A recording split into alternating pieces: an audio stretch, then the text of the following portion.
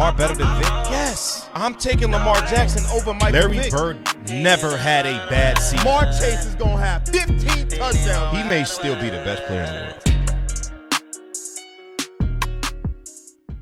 Let's get it. Sports fans, we are live. Welcome to the Sports Behavior Podcast. I'm your host, OG the Beast. Look, football is officially back, ladies and gentlemen. Look, if you're on YouTube and you're watching this, whatever social media platform you're watching this on, make sure you hit that sub button. Make sure you drop a like for your boy. Man, we back, man. We trying to stay consistent this time, man. You know, I can't be that long away from what I love doing, man, and that's talking sports and communicating sports with you guys out there that love to watch it, man. Point blank, period. All right? But we here on this beautiful Friday. Football, we what, 2 weeks away from Thursday night, Eagles, Cowboys. I can't wait. I cannot wait to see us stump a mud hole in these Cowgirls in this next coming few weeks. Fantasy is coming up for us. Next week we draft. Everything is coming into fruition. 2K about to drop. Look, man, it's about to be a great next couple of weeks. But, you know, I'm glad whoever decides to watch tunes in and watch this show, man. I'm glad to be back. You know, I can't stay away from doing this too long. You know, I'm going to start going live more and more often. If you can't catch it, it will be on YouTube. If you can't catch the stream live, not a big deal. You know what I'm saying? I talk to myself if I have to. It don't even really matter. But like I said, you can't catch it live. People got shit to do. You can always catch it on YouTube, TikTok, wherever I post at OGTheBeast_sports. But I ain't gonna waste too much time. I want to kick off the show addressing the elephant in the room like I always do, right? Cam Ward got into a scrap with his defensive lineman, Jeffrey Simmons. Let's talk about it. Everybody is ranting and raving about this and making this a huge deal. I don't see this as a big deal at all. The story goes like this. Cam Ward throws a deep pass, 50-some, 60-some yard bomb to Calvin Ridley of all people. Watch out for Calvin Ridley this year. He is poised to have a big season. Cam Ward seems to only have eyes for him.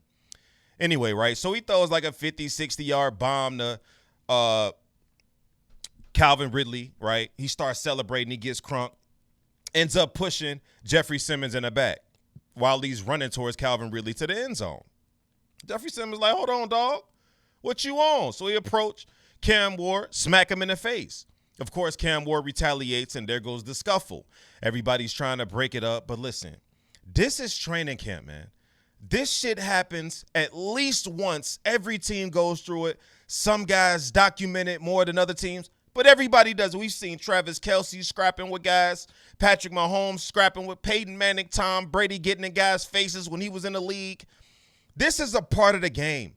Guys are hot. They tired. Jeffrey Simmons went on record stating like, look, we can't touch the quarterback. I'm frustrated. I'm ready to hit somebody.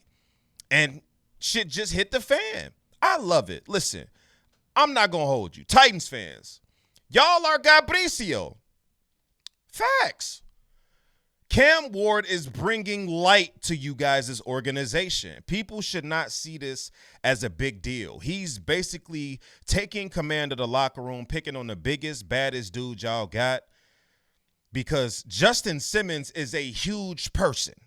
He is a mountain of a man. So for a guy of Cam Ward's stature, he's not a small guy himself, fairly sized gentleman himself. But for a guy of his stature to choose to pick on the biggest dude y'all got, that speaks volumes in my opinion. I wouldn't take anything away from this other than this guy's being fiery. He's being a leader, and he's being somebody that the Tennessee Titans can build a franchise around and start to develop young talent when they decide to actually strike gold in the draft, if they ever decide to do so. It'd be the people that never played sports and dealt with, like, that's just what it is. If you play sports, you know scuffles happen. It's hot as hell. You know, people ready to go to the crib half the time, two-a-days. It's cracking. And like Jeffrey Simmons say, we can't even touch the quarterback. And then this dude hitting me all in my back. I ain't got time for that. So, like I say, man, I wouldn't think too much of it. If you're a Titans fan, you should love it, actually, that you have a reason to be competitive, a reason to look forward to watching NFL Sundays as a Tennessee Titans fan. But moving on, Terry McLaurin still doesn't have a contract yet. Why does Terry McLaurin not have a contract yet, right? It's even rumored that the Commanders offered him to the Steelers for Pat Freiermuth and a second-round pick. Let me repeat that one more time. I don't know how true this is, so don't take this to the bank and cash it. It's not reported by Shefty. But I heard the Washington Commanders tried to send Terry McLaurin to the Pittsburgh Steelers for a second-round pick. Pat Freiermuth was the offer. This is ridiculous. Listen, the Commanders, another team that's similar to the Titans, Gabricio. The only constant over the last 5 years was Terry McLaurin. Let's keep it a buck. Now y'all got a shiny new toy in Jaden Daniels out of the draft who literally changed life for y'all, and y'all want to act like y'all can't return the favor for Terry McLaurin staying loyal to y'all these years? What does loyalty in sports get you? I know us as fans love to complain about guys that want to ship off and join better situations, right? Whether it be basketball, football, guys want to leave the franchise that drafted them for a better situation, whether the franchise be incompetent, whether it be they can't put pieces around them to put them in a winning situation. But what happens to guys that stay loyal? Guys like Terry McLaurin, who's literally been the only constant for the Commanders. Now y'all popping, y'all got a little buzz, and y'all want to feel like y'all can play crazy with this man pockets?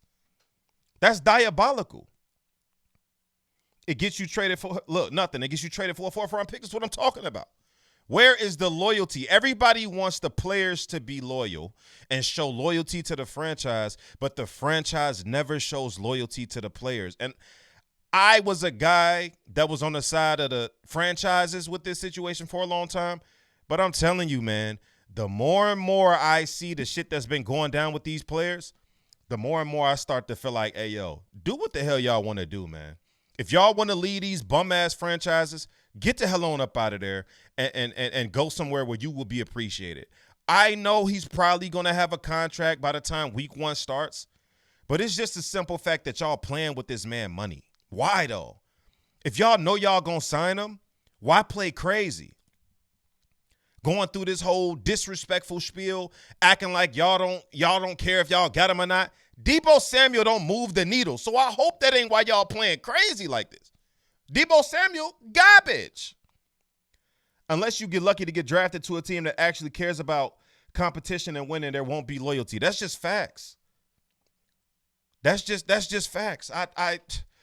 I truly believe in that. Terry McLaurin, I hope you get your dollars. I hope you get paid because you definitely deserve it, especially from the Washington Commanders. You had one hell of a year last year, and in my opinion, you were a huge reason for Jaden Daniels' success. Let's not get it twisted.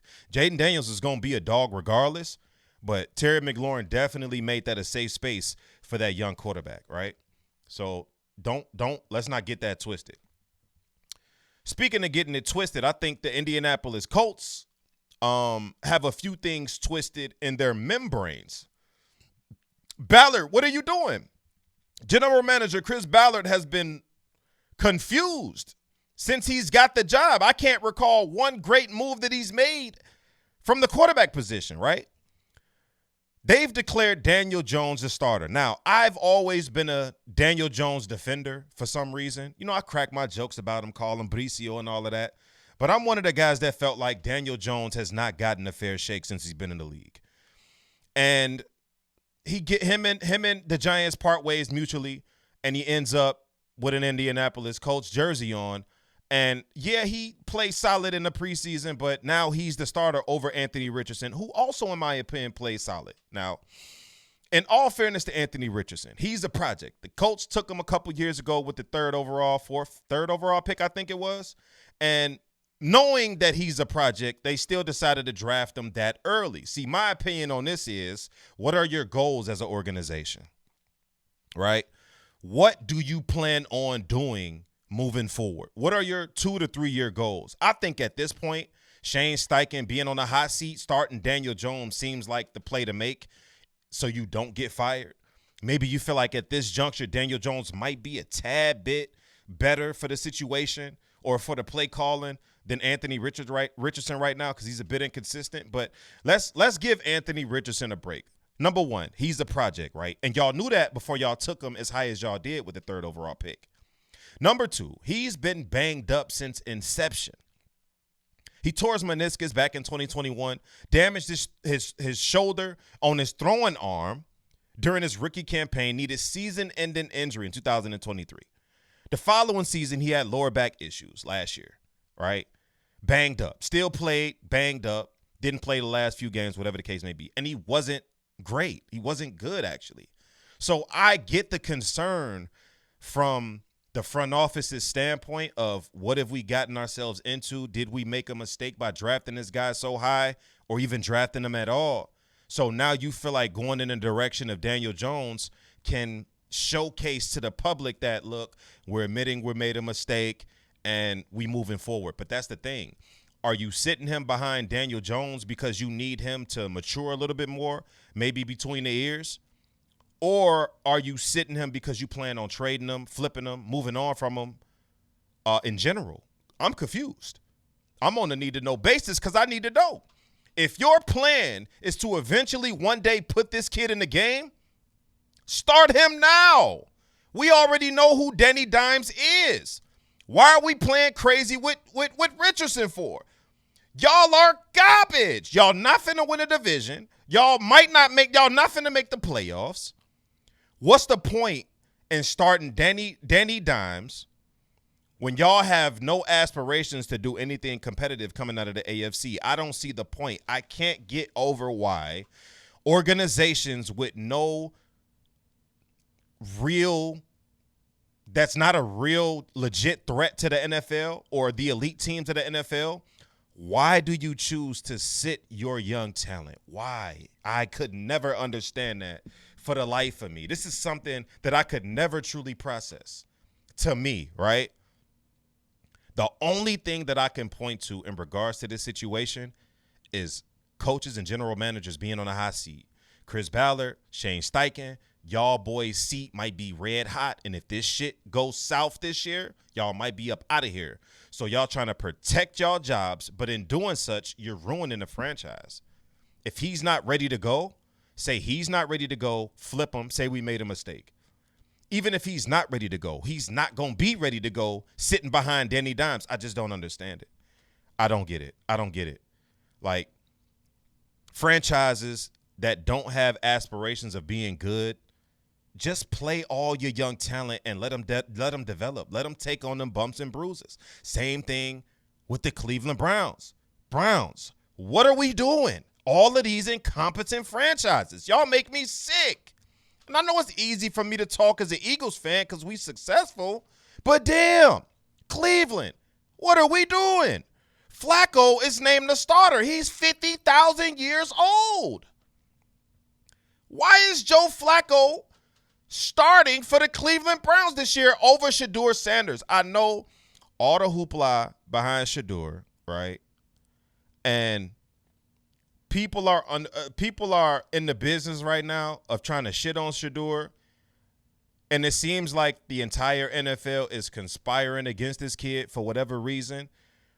I'm not finna be fooled by the league. You not finna have me thinking this guy that was projected to be a first-round talent all year long slips to the 5th round, and y'all didn't have some type of conspiracy behind that. I refuse to believe that because I'm not a fool, right? I believe the entire NFL, the owners got together and decided, hey, we're not going to take this guy into the 5th. Who wants him? Cleveland probably raised their hand and said you could do whatever you want to do after or during and after the 5th round. And they decided to use the 5th round pick to take him, and now they dragging him through the Richter, 4th quarterback, 5th quarterback on the depth chart, and he's way better than everybody else on the squad. It's not close to me. And the fact that they doing this kid like this is crazy. Again, outside of Myles Garrett, who the hell does Cleveland have to clap and cheer for? Why are we tuning in to watch Cleveland Browns games on Sunday outside of Myles Garrett, who should have got the hell up out of there, in my opinion, but he signed that contract extension? Why? I don't know, because they are Gabricio. Facts. Browns are a poverty franchise, no doubt. Free Shedeur, no doubt.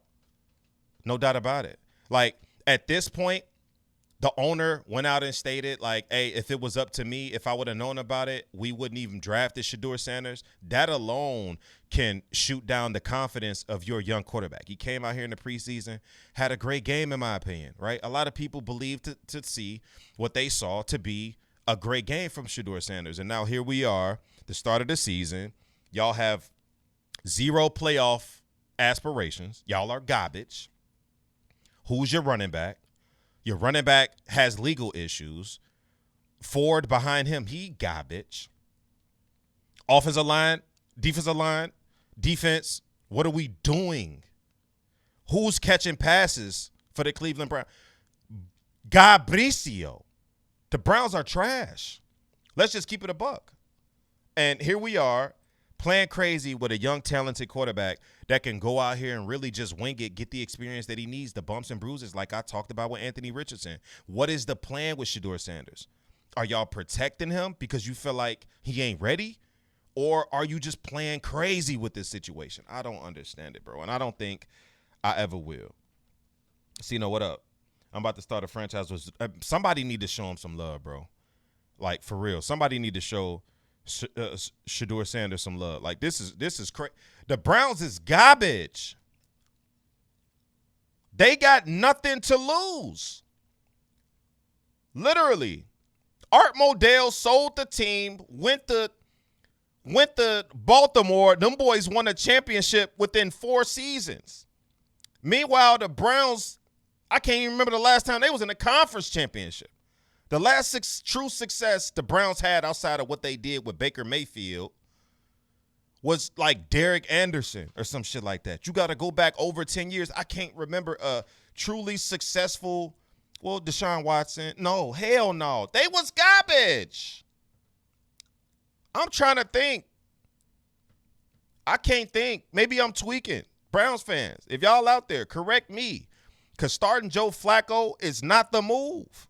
That shit is garbage. Bricio, facts. I don't know what the Browns got going on.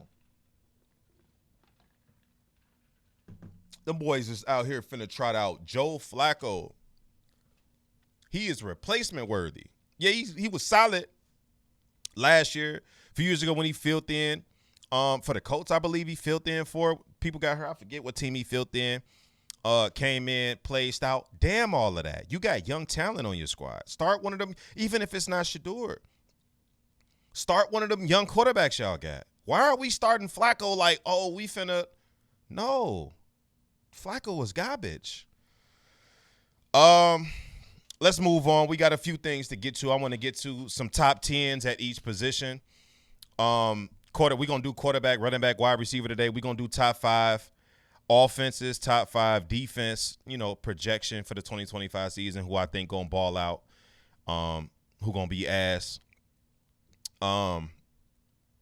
Let's get into quarterbacks, right? Top 10 quarterbacks headed into the 2025 season. At number 10, I got Geno Smith, right? I feel like this guy doesn't get the credit that he deserves. He came back on the scene after being labeled a bust for the last 10 years. Last season, he had over 4,300 yards passing, 21 touchdowns, completed 70% of his passes, man. Geno Smith is a dog. Watch out for him and Jacoby Myers' connection this season with the Las Vegas Raiders. At 9, I got Matthew Stafford. He's the older guy out of the bunch, but Matthew Stafford still has all of the arm talent in the world. Last year, he was a bit banged up. You know what I'm saying? He's a vet with the arm talent. He's always going to be banged up for the remainder of his career, but I just can't keep him outside of my top 10 just strictly off how smart and intelligent he is. And like I said again for the third time, his arm talent is impeccable, right? At number 8, I got Dakota Prescott. Banged up last year, that's why he's a little bit lower. I think Dak always piles up a bunch of yards, a bunch of completions, a bunch of touchdowns when he's healthy. And I don't see that stopping this season. He has an opportunity to show and prove what he could really do in the NFC East. And, hopefully they don't try to take him in because the Cowboys, they might be garbage. But on offense, George Pickens, CeeDee Lamb, Dak Prescott, he healthy, they healthy. Them boys going to be dangerous. I ain't going to hold you. I'm a little nervous. As an Eagles fan, I'm a little nervous. At 7, I got Justin Herbert. This guy was a bit overrated to me for a while, and I think people have piped down on where they got him ranked at because he was top 5 when he first entered the league, and everybody was giving him a whole bunch of extra credit that he deserved, that he did not deserve, shall I say. A little over 3,800 yards, 23 touchdowns last year, completed 66% of his passes, right where he should be. But I think we lie on his potential more so than just looking at it from a statistical standpoint. Also, that's a run-heavy offense, and I think that's a shade on why the numbers look the way that they do. Justin Herbert is a very, very serviceable quarterback. I just need to see more from him in the playoffs. Glad that I was able to watch you live. Appreciate it, man. Where we at? Number 6, I got Jaden Daniels, the rookie. I like to call these guys rookies because that's the last time I seen him. Last time I seen you was a rookie. But, bro, not too many rookies is coming out here changing life for their organization and having seasons that Jaden Daniels had. This team was the number 2 pick in the draft. How do you go from having a number 2 pick in the draft, you take a quarterback, and all of a sudden this guy drags you to the NFC Championship game? That is impeccable. Jaden Daniels, last season, over 4,400 yards, total offense, 31 TDs, completed 69% of his passes, and only threw 9 interceptions as a rookie. That is incredible, right? Moving on, number 5, I got Jalen Hurts. Now, a lot of guys got Jalen Hurts on the back end, but I don't give a damn what y'all say. This guy is a all-pro. He is a Super Bowl MVP, a multiple-time Pro Bowler. Jalen Hurts will not be denied. Last season, over 3,500 yards of total offense, rushing and throwing, 32 touchdowns combined, completed 68% of his passes, only threw 5 interceptions. He is crazy efficient. He takes care of the football, and when it's time to shine, he shines. When it's time to step up to the plate and be that guy, Jalen Hurts is that guy, and that's the problem I got with a lot of these elite-level quarterbacks. You elite when it's not time to be elite. But when it's time to be elite, interception, fumble, oh, shit, I'm garbage now. Oh, nah, not Jalen Hurts. That's why he's always going to be in my top 5. And y'all lucky I ain't got him higher than I got him at 5. Real talk. Number 4, I got Joe Burrow. What can we say bad about Joe Burrow? The answer is nothing. Over 4,900 yards passing last season, 43 touchdowns. Both of those led the league. He threw only 9 interceptions, led the league in completions, led the league in attempts. All they do is throw the ball in Cincinnati. If you could get anybody on that offense in fantasy, you make sure you do it expeditiously. Chase Brown, Jamar Chase, T. Higgins, anybody you can get your hands on, you get your hands on them boys. Real talk. Because they going to throw it. And just when you think they about to run it, they going to throw it one more time. I got Joe Burrow at number 4. Number 3, I got the MVP, Josh Allen. He had over 4,200 yards, 40 touchdowns, only 6 interceptions. That's great for Josh Allen, who's normally turnover prone, which is what I thought he would be coming into last season, considering the lack of talent that he had on the outside, right? You know, James Cook is a bit of a diminutive back. The offensive line did their thing. Defense did their thing last year. And most importantly, Josh Allen did their thing. And I think the reason why he won MVP wasn't because of those stats that I just read off, was because nobody saw what he did happening. Josh Allen showed up and he showed out last year with barely any help. You know what I'm saying? Even though James Cook, he did his thing last year, but let's be real talk. Josh Allen was literally Superman. But not more Superman than my number 2 guy, and that's Lamar Jackson. Lamar Jackson last year was so incredible, I don't understand how this man didn't win the MVP. This might be the biggest snub in NFL history. Lamar Jackson should have not only won the MVP last year, but he should have ran away with it with the season that he had. Not only just plain old statistically, but analytically as well. He was a god in the regular season. Lamar Jackson last year, 5,000 yards of total offense between rushing and passing. This dude is incredible. He threw over 4,100 yards passing, over 900 some yards rushing, right? A combined 45 TDs, only threw 4 interceptions last year. There's no way in hell Lamar Jackson should not have ran away, not walked away, ran away with the league MVP. He won the same amount of games as Josh Allen. I'm telling you, there's only 2 reasons Josh Allen won it. 1 was voters fatigue. 2 was because nobody saw what Josh Allen did happening. Those are the only two things that I can point to. And number one, what's understood don't need to be explained. It's Patrick Mahomes. A down year for Patrick Mahomes was what he did last year. Over 4,200 yards total, 28 TDs, completed around 66% of his passes. That's a down year for Patrick Mahomes, and I don't give a damn. I'm not a guy that believes in somebody else taking a spot. Excuse me. I'm not a guy that believes in somebody else taking a throne. I believe in the number one guy handing it to you. I want to see regression. I want to see him be Bricio before I step somebody else up in that slot, and that is the top 10 quarterbacks headed into the 2025 season. Jaden going first round in fantasy. Shit, only if you take him. KB say, oh, yeah, I'm spilling the beans. Damn that. We don't lie. We chit-chatting. We here now. It's over with. I'm spilling the beans. We talking. We chopping it up. Shit. Oh, yeah. Yeah, we here. All right, let's move on.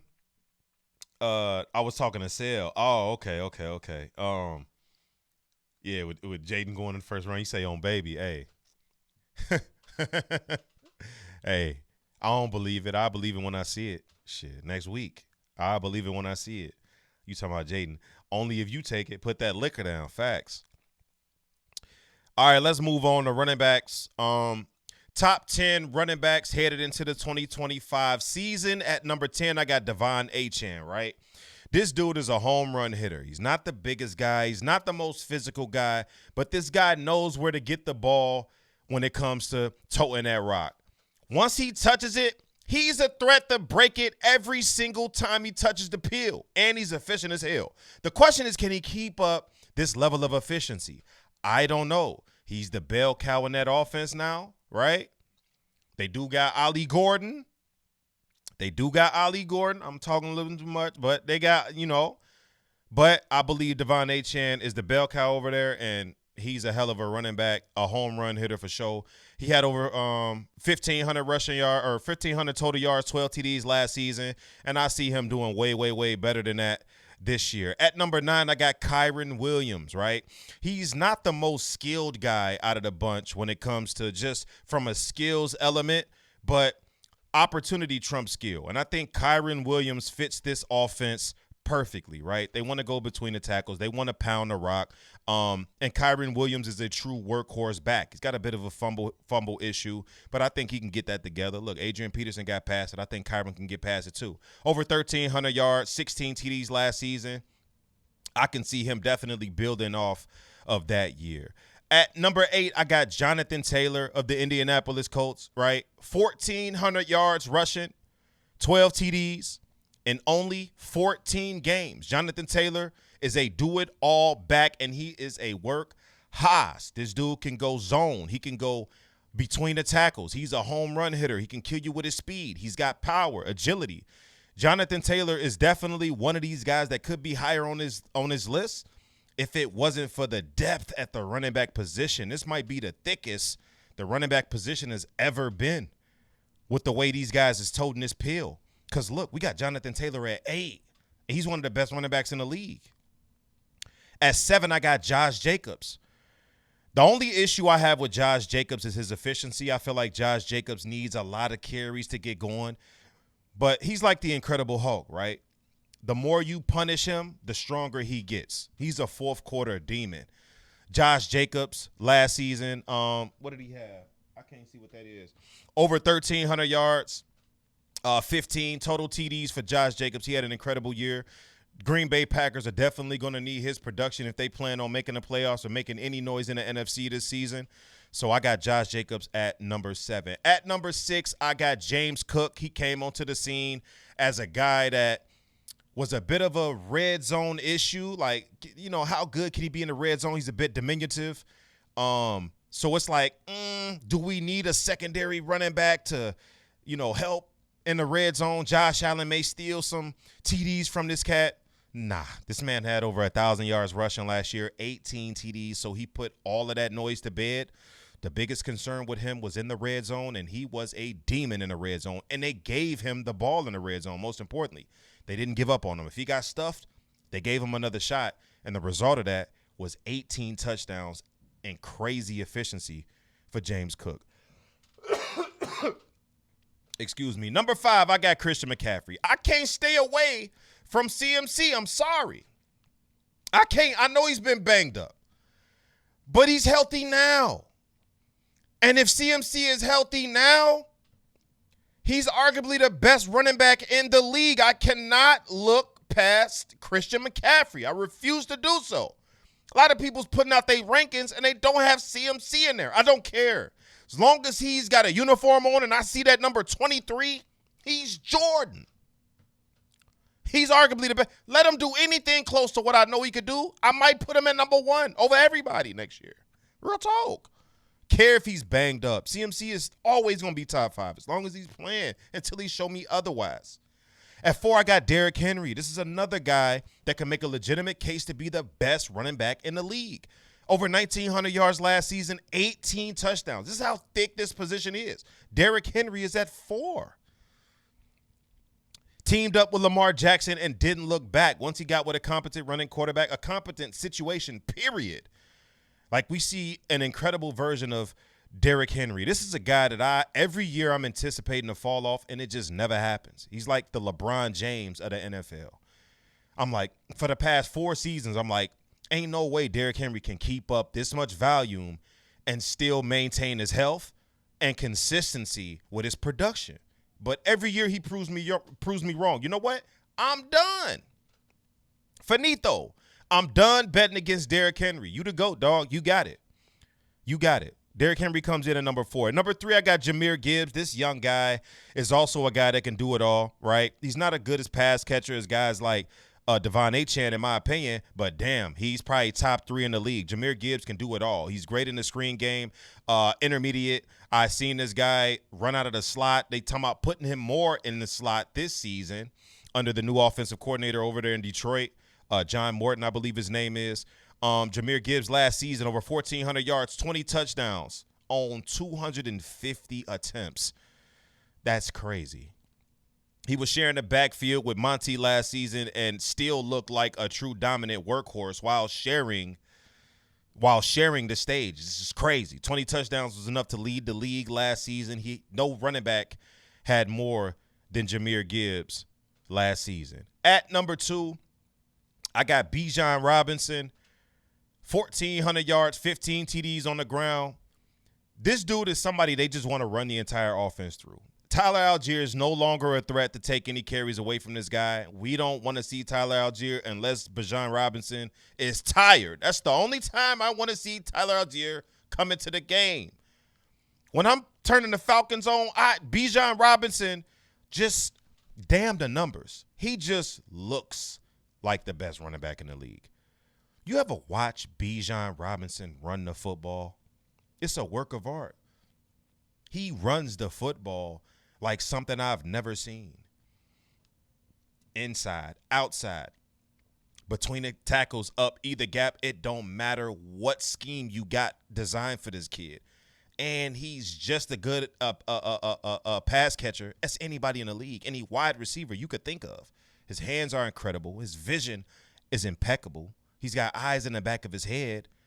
Bijan Robinson, fantasy, again. Don't look Bijan Robinson in the face if you got a top 3 pick and think you about to pass up on this guy.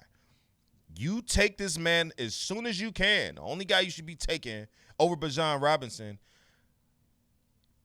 is probably Jamar Chase. I'm not going to hold you. And it's a toss-up to me with that. Bijan Robinson can get close to 2,500 all-purpose yards next season. Yards from scrimmage, next season. The way the Falcons plan on running this shit through him. Real talk. And number 1, what's understood don't need to be explained.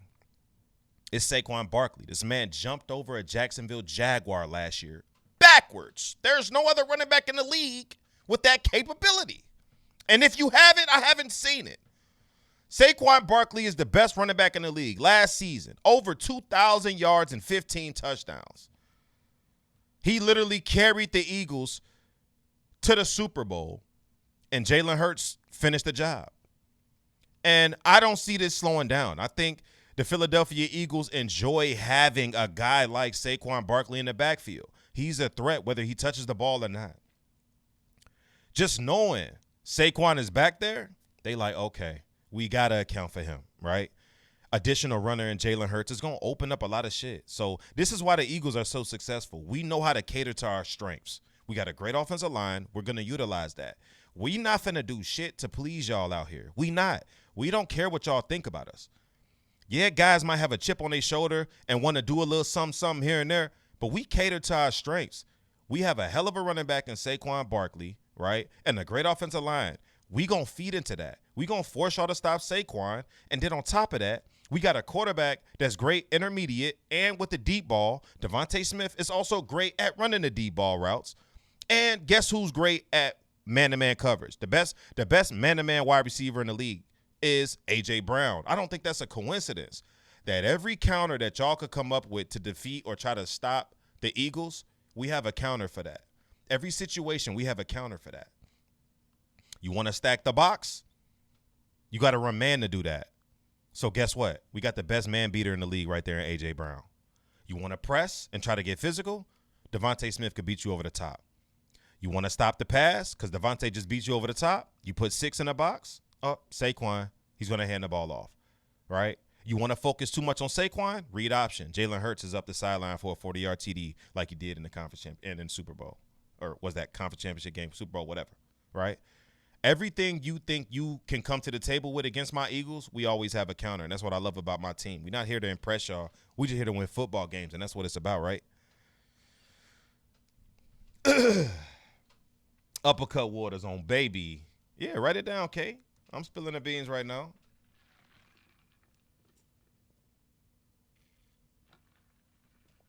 Uppercut waters on baby. Don't steal my shit. Uppercut waters. All right, let's move on to what we got. Top 10 wide receivers in the league heading into the 2025 season. At number 10, I got Davante Adams, right? A lot of people might scoff at me for that pick, but I still think Tay Adams is one of them ones. He's like my CMC, right? It's almost like Tay Adams was the best wide receiver in the league to me a couple of years back, and I'm not ready to just knock him out of the top 10 just because of his situation or he hasn't been consistent as of late. Last season, he had over 1,000 yards, 8 TDs. That's good enough to make the top 10, and he's still one of the better route runners in the league, in my opinion. At number 9, I have Malik Neighbors. This guy was incredible last season, and if he does it again, he might crack my top 5 easily. Malik Neighbors last year, 109 catches, 1,200 yards. Malik Neighbors, 109 catches, 1,200 yards, 7 TDs in 15 games. Malik Neighbors was a dog. Coming into this season a little bit banged up. You know, I hope he gets it all figured out and develops a rapport with Russell Wilson. I'm excited to see what that looks like, even though the Giants might be garbage, but that defensive line might win them some games by itself. But let's move on. At number 8, I got Amon-Ra St. Brown. I say this all the time. Dogs play on the outside. Amon-Ra St. Brown, you're a slot guy. And even with that being said, right, I'm still going to put you in my top 10, but I got to do it carefully.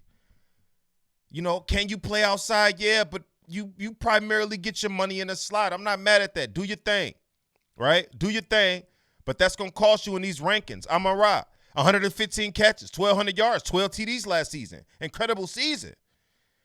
But I need to see you on that outside where them dogs is at. Dogs play on the outside. Y'all know how I feel about that.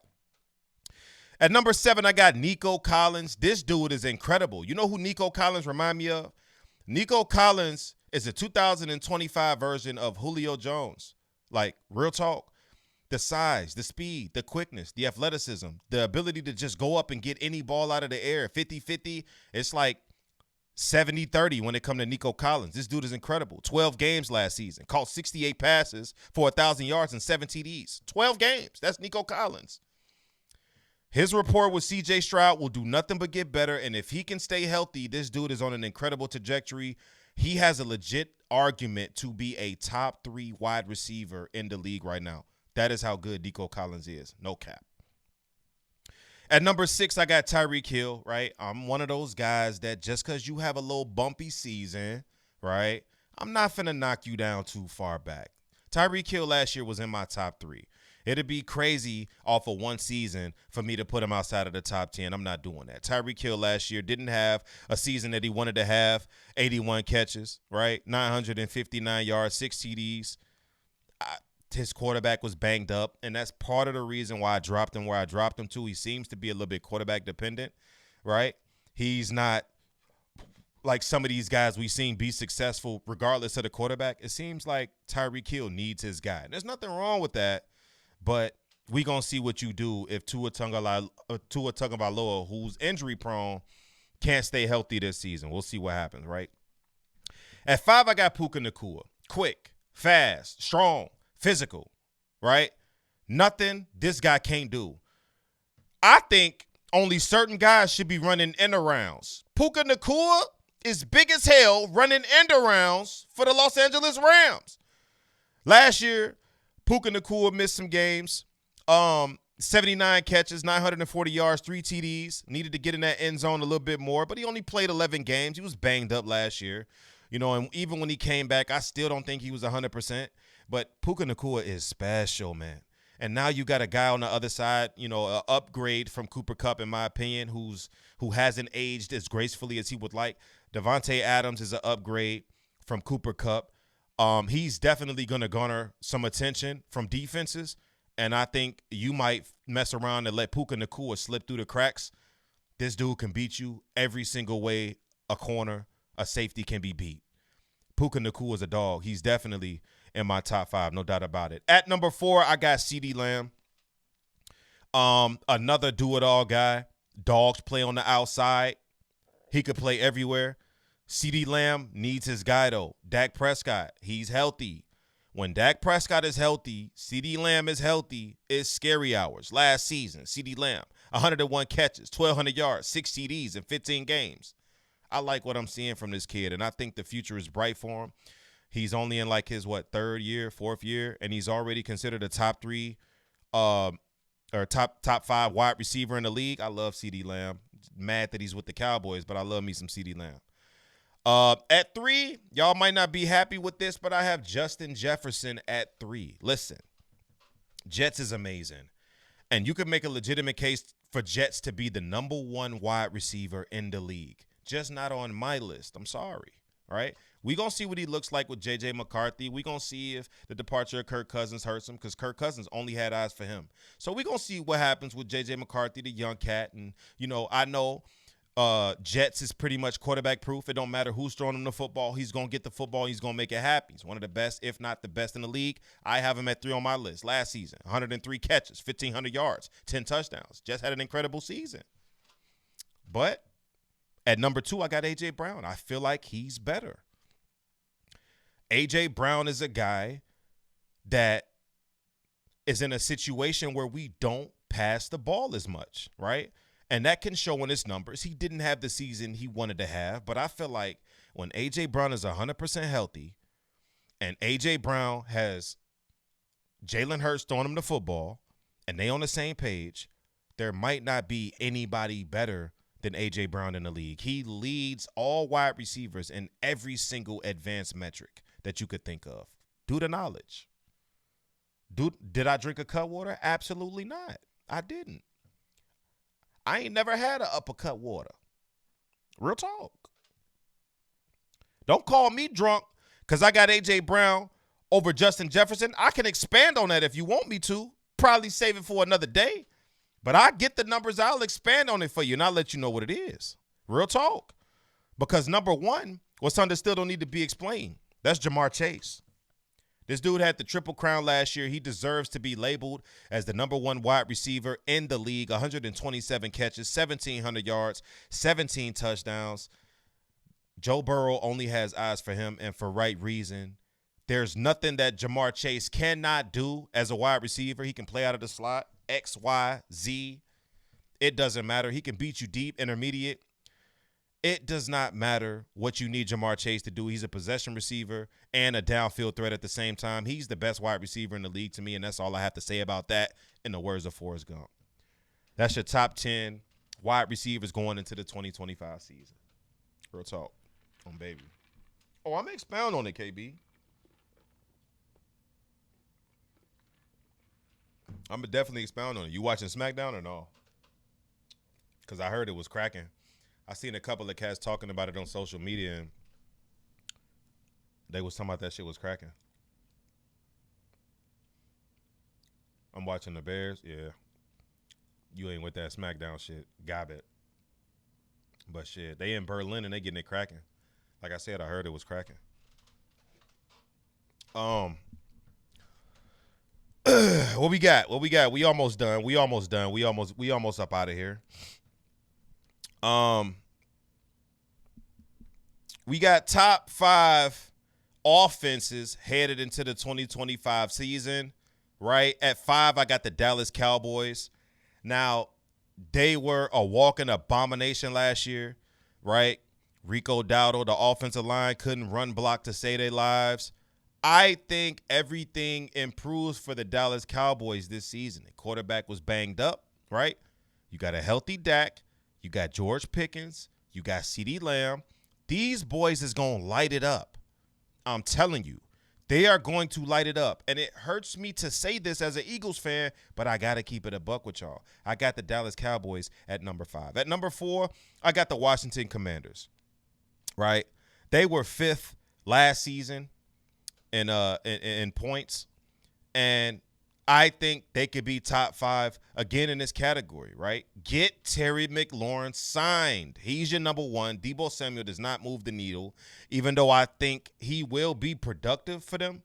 But the main guy is Terry McLaurin. Take care of the main guy. They got a couple of rookies in the backfield. They got rid of Brian Robinson Jr. I don't know why they hate that guy. Why do the Commanders not like Brian Robinson Jr.?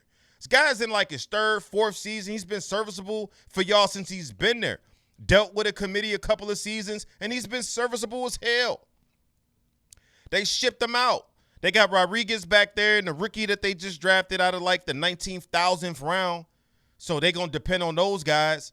You know, Jaden Daniels can run the football. So I don't know. But regardless of this, I'm going to keep it a buck with you. I didn't think that they was going to do Brian Robinson Jr. like that, but they did him like that. He's up out of there. He went to San Fran to back up CMC. So I still think the Washington Commanders will be fine. Anybody can run the ball. Jaden Daniels is special. They will be special. At number 3, I got my Philadelphia Eagles. We were 7th last season, and we're bringing everybody back. We're not missing anybody on offense. Defense, we're missing some guys, but offense, we're not. So why would we not have the repeat success that we had last season? Good luck stopping Saquon. And if you try to stop Saquon, you seen what happened in the Super Bowl when they tried to stop Saquon. So either way, you screw. Good luck. Eagles will be the number 3 offense this season. At number 2, I got the Cincinnati Bengals.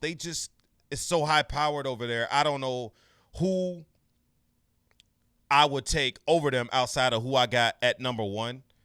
But Joe Burrow, barring any mistakes, and that's the only thing that I could see hurting them this year, them relying so much on Joe Burrow in his passing game that he starts to make mistakes, right?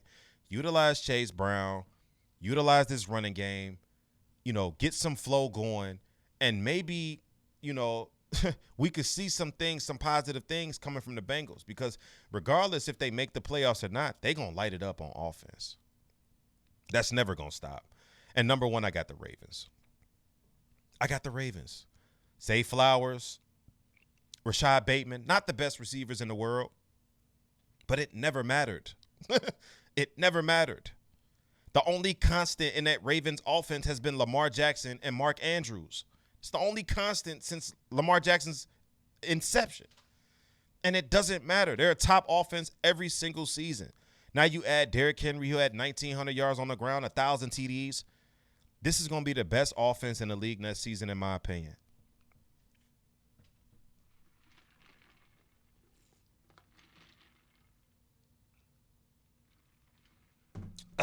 We almost done. Top 5 defenses headed into the 2025 season. At 5, I got the Houston Texans. This defense is quietly, really creeping up on people, right? Stingley, all pro last season. Gardner Johnson got banged up early in training camp. I don't really remember the severity of the injury, but I know that was a big addition for them. Will Anderson, Daniil Hunter, they got a lot of pieces being put together over there by that former linebacker as a head coach, D'Amico Ryan. And I think the Houston Texans defense is incredible and will finish as a top 5 unit in this league. At 4, I got the Pittsburgh Steelers. I don't know why everybody is so down on the Steelers this year because they old. I don't give a damn how old they are. The Pittsburgh Steelers defense is incredible. Oh, you only saying that because of the names. You damn right, because these names could play ball. Jalen Ramsey, Patrick Queen, Darius Slade, Joey Porter, Cam Haywood, TJ Watt. That defense is destructive. Why is nobody talking about the Pittsburgh Steelers as a top 5 unit in this league? Y'all are crazy. I be seeing, like, when I mention the Steelers, people be telling me I be tweaking. I'm like, what? What do you see that I don't? Mike Tomlin is a hell of a defensive mind. What do you see that I don't? Look, all right now. At number 3, I got the Baltimore Ravens. Yeah, the Ravens are going to be a top 5 offense and defense. Like, it's not about what they do in the regular season, in my opinion. It's what they do in the playoffs. Kyle Hamilton, like, they got ballers up front, in the front, back. You know, Malachi Starks, the rookie that they drafted in the first round, we're going to see what he could do, production-wise.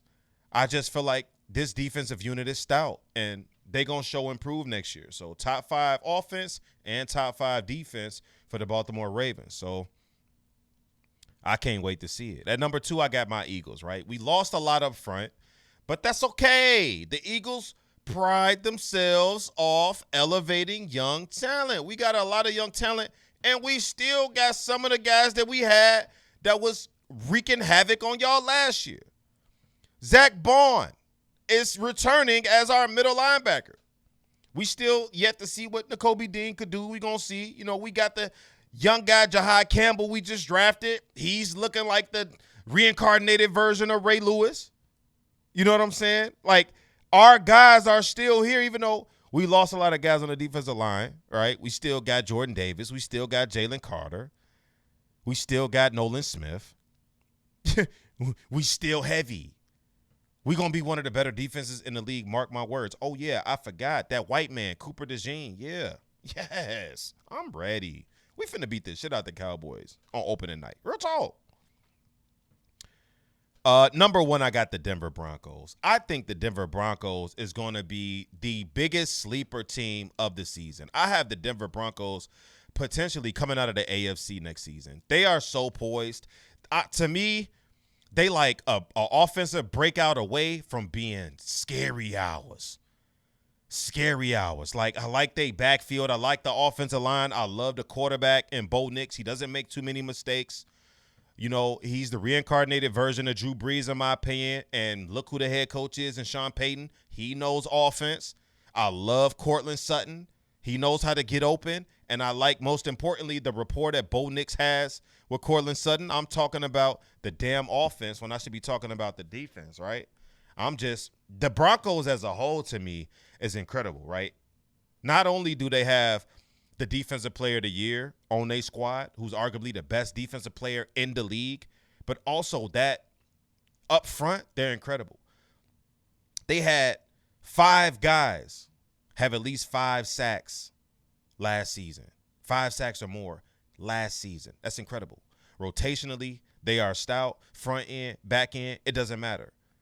They deep it in the Mississippi River. And they added Dre Greenlaw to this madness.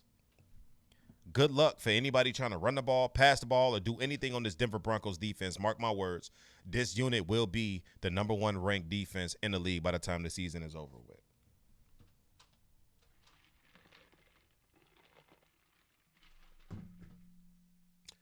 For anybody who joined up I'm glad you were able to join up. This is fun. Sports Behavior Podcast, episode 70 has come to an end. And again, if you on YouTube or wherever the hell you at, make sure you hit that sub button, hit that like button, drop a follow for your boy. You know, let me know you came. Let me know where you from. You know what I'm saying? I rock with y'all. I hope y'all rock with me. And for everybody that tuned in, I appreciate it. I love all of y'all. I love all of y'all. As always, man, OG out. I appreciate you guys for tuning in. If you enjoyed the video, don't forget to hit that sub button. Also, drop a like on the content. And while you at it, check out these 2 videos you see on the screen. OG out.